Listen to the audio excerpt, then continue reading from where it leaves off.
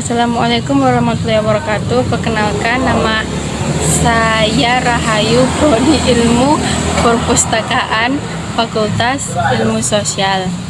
Di sini saya akan menjelaskan sedikit tentang Pancasila dalam lintas sejarah bangsa Indonesia. Pancasila merupakan dasar negara Republik Indonesia yang lahir dari pergumulan bangsa dan mencapai kemerdekaan.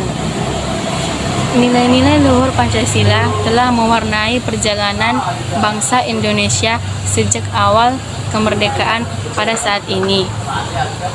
2. Sejarah perumusan Pancasila. Dalam sejarah perumusan Pancasila,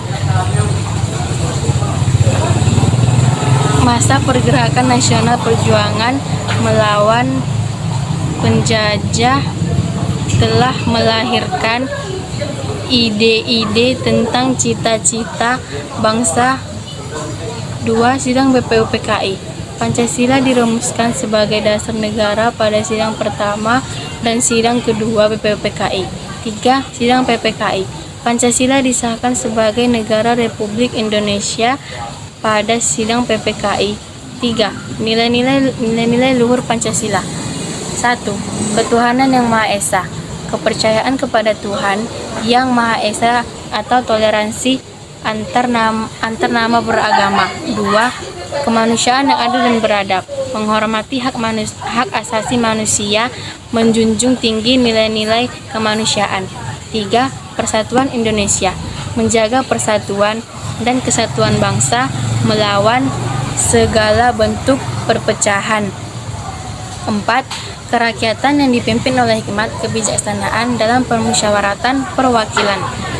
Berdasarkan musyawarah mufakat, menjunjung tinggi demokrasi. 5. Keadilan sosial bagi seluruh rakyat Indonesia. Mewujudkan keadilan sosial yang merata bagi kebutuhan dasar semua rakyat Pancasila dalam perjuangan kemerdekaan. Perjuangan kemerdekaan Indonesia dengan Pancasila dalam perjuangan kemerdekaan Indonesia saat ini. Semangat bangsa Pancasila menjadi sumber inspirasi dan motivasi bagi para pejuang.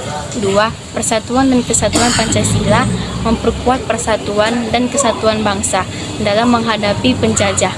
3. Kemanusiaan. Perjuangan kemerdekaan dilandasi semangat kemanusiaan dan keadilan.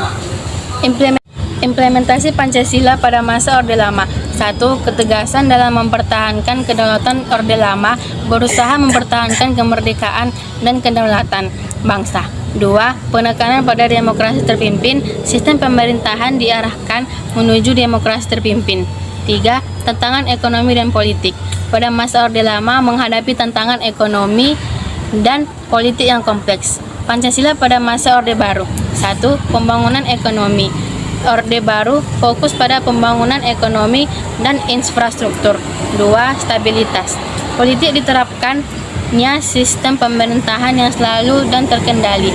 3. Penekanan pada wawasan Nusantara. Diutamakan persatuan dan kesatuan bangsa serta menjaga keutuhan rakyat. 4. Kritik dan pelanggaran HAM.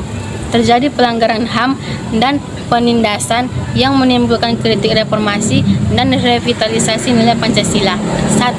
Krisis politik dan ekonomi. Terjadi krisis multidimensi yang memicu reformasi. 2. Munculnya gerakan rakyat menuntut perubahan dan perbaikan sistem pemerintahan. 3. Implementasi nilai Pancasila. Usaha untuk mengembalikan Pancasila sebagai landasan negara. Pancasila dalam kehidupan berbangsa dan bernegara. 1. Kehidupan bermasyarakat menjalin hubungan antar warga dengan harmonis dan saling menghormati. 2. Kehidupan berbangsa membangun persatuan dan kesatuan, menjaga keutuhan NKRI.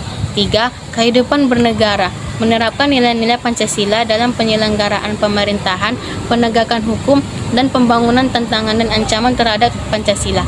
1. Radikalisme dan terorisme menyebarkan paham yang bertentangan dengan Pancasila. 2. Korupsi dan KKN melemahkan integritas dan moral bangsa.